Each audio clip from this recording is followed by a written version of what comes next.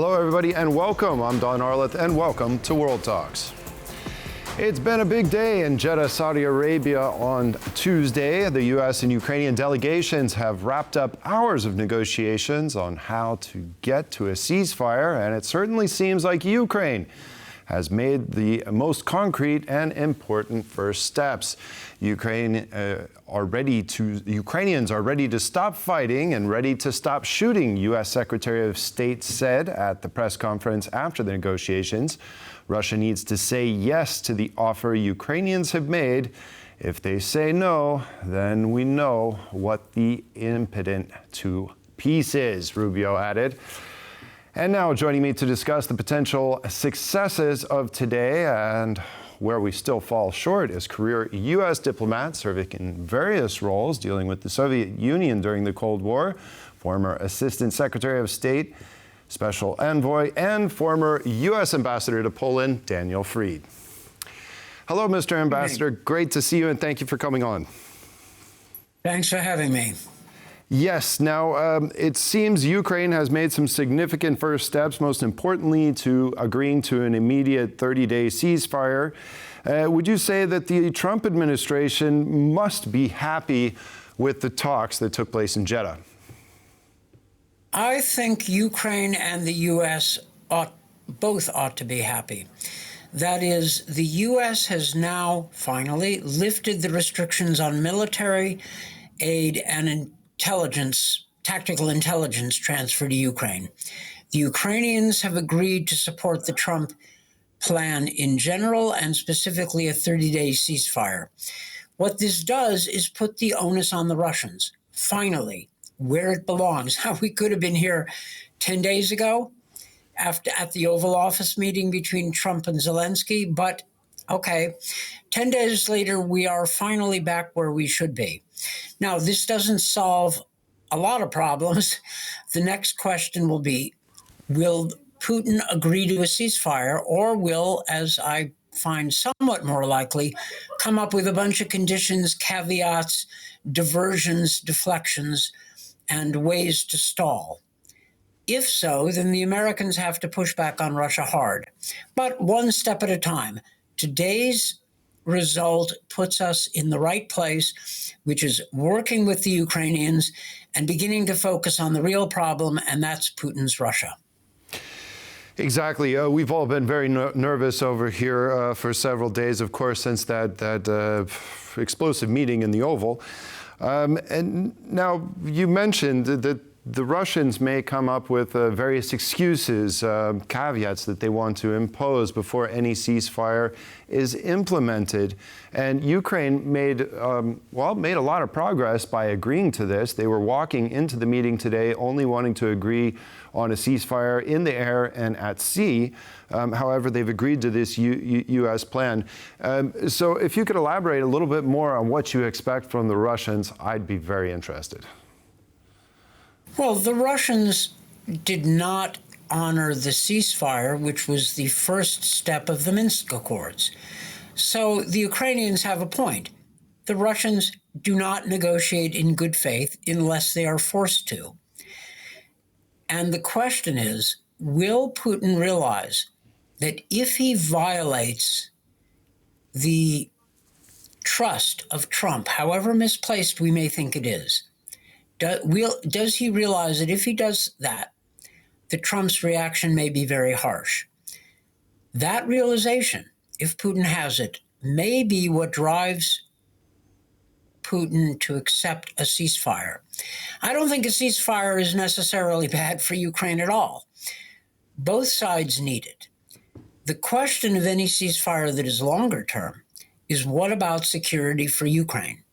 And Ukraine cannot be simply left out in the cold. It needs security. The British and French are preparing a security mission inside Ukraine, and the Americans should support that. But one step at a time. Today is good. The onus is going to be on the Russians. Special Envoy Steve Witkoff will be in Moscow.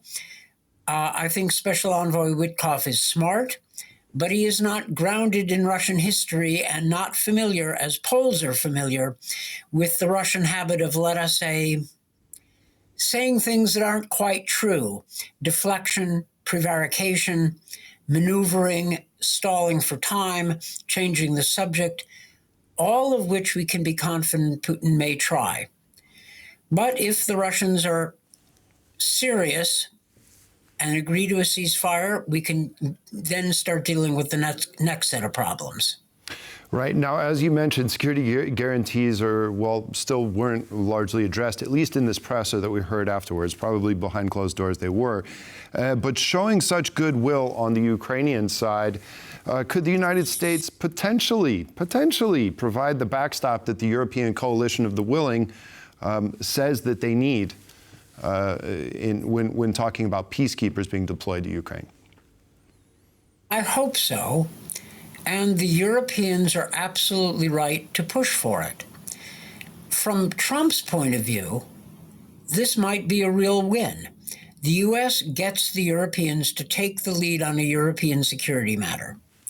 The U.S. gets the Europeans to do so without any U.S. troops on the ground. No U.S. troops deployed to Ukraine. So actually, having the Americans agree to an over-the-horizon backstop is a pretty good deal for the Americans. And Defense Secretary Hegseth, in remarks about a month ago, said no U.S. troops deployed to Ukraine, but he made no mention of an over-the-horizon backup force. So that isn't off the table. It could be. I think the time to press for it by the Europeans is when a deal appears closer at hand. And then Trump can see that he can win. He can succeed in a way that Biden did not succeed. And to close that deal, Trump may be willing to offer U.S. backup if the Europeans get in trouble. So I wouldn't rule it out. It doesn't mean it's going to happen. Okay, we're not there. We're not close to being there, but it's not impossible, especially if Trump sees this as the deal maker.